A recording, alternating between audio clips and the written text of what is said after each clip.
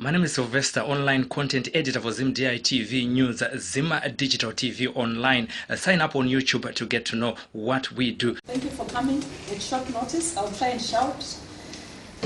This is a statement by the Zimbabwe Human Rights NGO Forum and Zimbabwe Lawyers for Human Rights.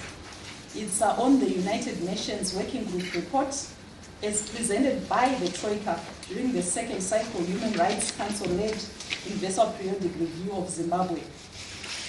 Zimbabwe Lawyers for Human Rights and the Zimbabwe Human Rights NGO Forum commends the government of Zimbabwe for its efforts in producing the national report, as well as participation in the interactive dialogue during the just-ended Universal Periodic Review held on 2 November 2016. The Universal Periodic Review process is a peer country-to-country review mechanism established by the United Nations Human Rights Council in 2006 to monitor the overall human rights situation in United Nations member states. Hence, the participation of Zimbabwe in this process must be encouraged, and we hope that they will continue to participate in this process. Following the presentation of the draft outcome report on 4 November by the Troika, comprising of Kenya, Macedonia, and the United Arab Emirates for adoption by the working group, we make the following observations. Whilst a total of 86 United Nations member states took the floor during the interactive dialogue, making a total of 260 recommendations, the government of Zimbabwe accepted 142 recommendations, noted and/or rejected 18 recommendations, and deferred for further scrutiny and consideration a total of 100 recommendations.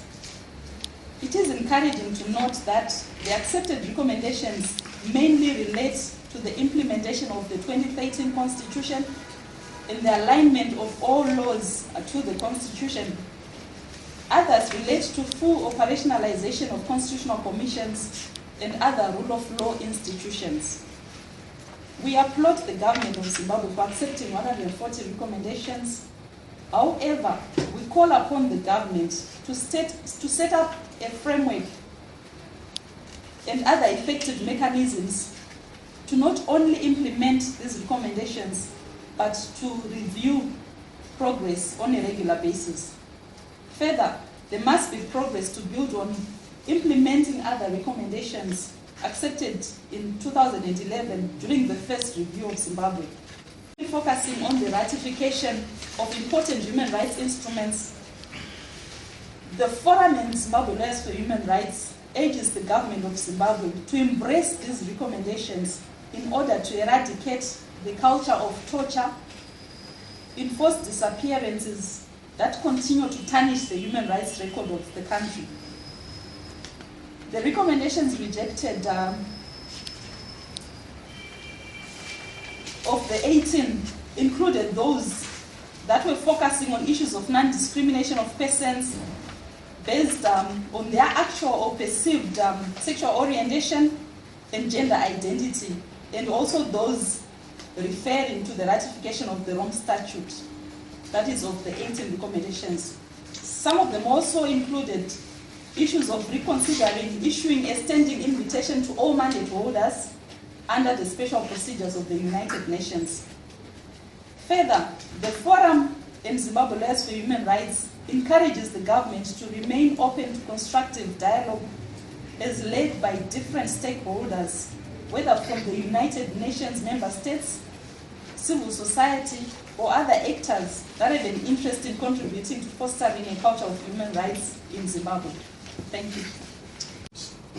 Do you think you succeeded in any way? I know there probably were some sessions before the Vice President took to the stage. So what did you do there yourselves? Any more questions? Okay. Should I ask you to take that up? Oh, I want to find out, well, because of this lack of experience in attending this periodic review, do you have when the report is presented at the meeting, is there a chance for CSOs or maybe neutral players who are not necessarily the government to then respond maybe to the rejections or adoptions of these regulations before everyone else, before Troika and everyone else, or it's just there is the report and that's it, or there's a platform to allow for outside players to also try to engage in these issues that can form a discussion. Thank you. I'll start off with the last person from Ghana. Maybe just to highlight that during the interactive dialogue session, that is a session for states, UN member states, to present recommendations, ask questions, make suggestions to other states. So at that stage, only state actors can dialogue with each other as it is.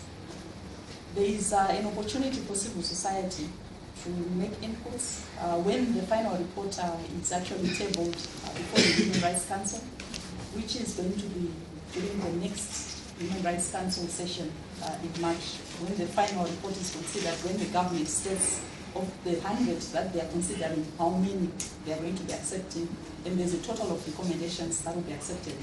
But there will be a very short time frame for civil society to make any interventions. And then in terms of the role of civil society, I think the role of civil society has been there for a number of years now before the review that took place in November.